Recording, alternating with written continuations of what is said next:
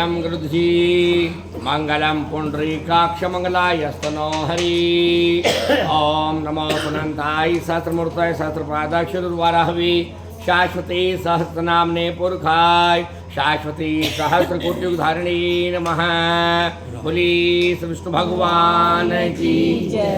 तो राजा पृथु कहते हैं सब लोग भगवान की यज्ञ दान व्रत तीर्थ इत्यादि यथाविधि नियम पूर्वक पूजा करते हैं जो कि भक्तों के कष्टों को नष्ट करने वाले हैं। सूत जी आप ज्ञाता हैं कहिए। नारद जी ने कहा तात आपने पूछा तो चित है, एकाग्रचित होकर सुनिए। पहले जमाने के इतिहास से संबंध रखने वाली एक कहानी है जिसे हम आपको सुनाते हैं। कांतिपुर के अंदर एक चोल नाम का राजा चक्रवर्ती हुआ था जिसके नाम पर ही देश का नाम चोल देश प्रचलित हुआ। जिस राजा के देश के अंदर कोई भी कष्ट नहीं है, कोई गरीब नहीं है, रोगी और पाप बुद्धि वाला भी नहीं है।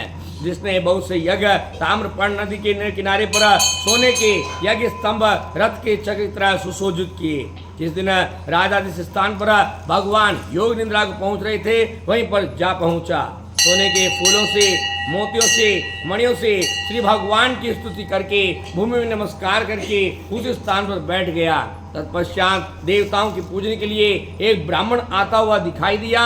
वह ब्राह्मण उस गांव का निवासी था, विष्णुदास उसका नाम था। पूजा के लिए तुलसी का पत्ता अपने हाथ धारण किए हुए था। वहां पर आकर तुलसी की मंजरी और विष्णु भगवान के मंत्रों से देव पूजा करी। राजा के द्वारा की गई पूजा तुलसी से ढक गई। तब राजा क्रोधित होकर कहने लगा विष्णुदास तुमने तुलसी के पत्तों से सोने मोते मणियों की पूजा को ढक दिया।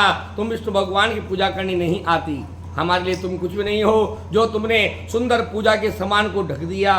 कुपित ब्राह्मण इस प्रकार की वाणी को सुनकर राजा की बड़ाई को न मानता हुआ कहने लगा हे राजन तुम्हारे अंदर राज्य और धन का घमंड है, विष्णु भगवान की पूजा करना तुम नहीं जानते हो। पहले काल के अंदर तुमने व्रत किए सो कहिए। नारद जी ने कहा ब्राह्मण कहे को सुनकर अहंकार शब्द से हंसते हुए राजा ब्राह्मण से कहने लगा ब्राह्मण भक्ति घमंड में ऐसा कहते हो, तुम गरीब नीच क्या भक्ति करोगे? तुमने कभी कोई देवालय नहीं बनाया, यज्ञ दान आदि से भगवान प्रसन्न होते हैं, बस तुम ऐसे ही भक्ति का घमंड करते हो। सारे ब्राह्मणों मेरे कहे को सुनिए, हम साक्षात विष्णु भगवान के रूप के यहाँ जल्द को जाएंगे। सब लोग हमारी और विष्णुदास की भक्ति को देखना।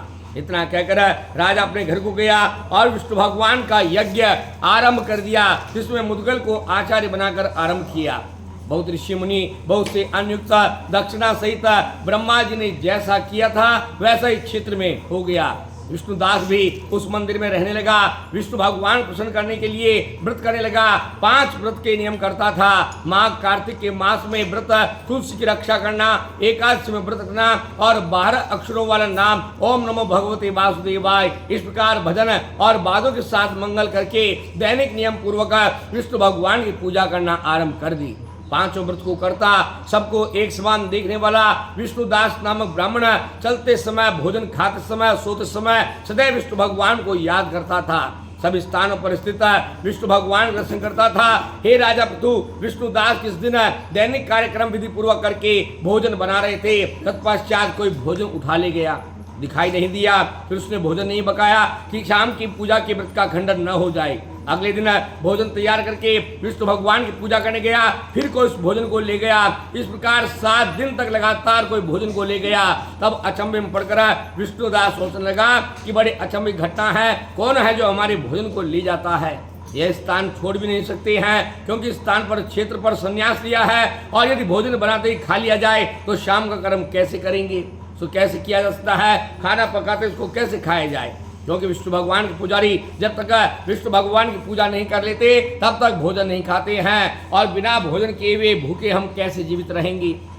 तो आज अच्छी तरह से खाने की देखभाल करेंगे यह सोचकर भोजन बनाकर के गुप्त स्थान पर छिपकर बैठ गया।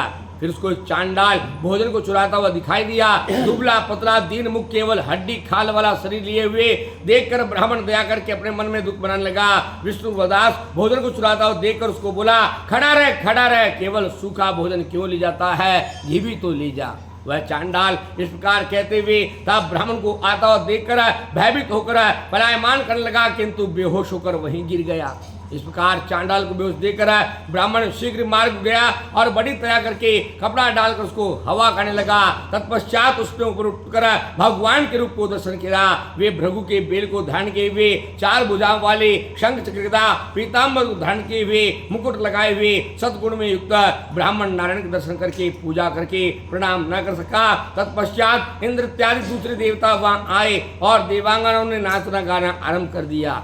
ऋषि मुनियों ने विमानों से, गान बाजनों से शब्दायमान कर दिया। तत्पश्चात विष्णुदास को जो सतोगुणी था आलिंगन करके सारूप्य रूप प्रदान करके बैकुंठ धाम को ले गए। जब चोल राजा के राजा ने विष्णुदास के साथ विष्णु भगवान सब विमान में देखा तो यज्ञ में बैठे हुए गुरु मुद्गल को बुला करके कहा कि वह विष्णु रूप का धारण करके विष्णु के साथ विमान पर चढ़कर स्वर्ग को जा रहा है, जिसकी स्पर्धा से हमने यह दान किया था।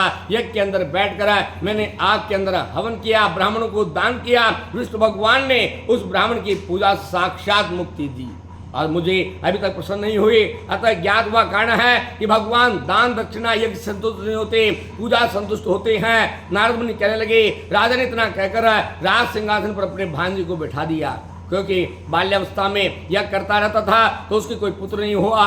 यही कारण है उस देश में ये प्रथा है कि राज सिंहासन पर भांजा बैठता है।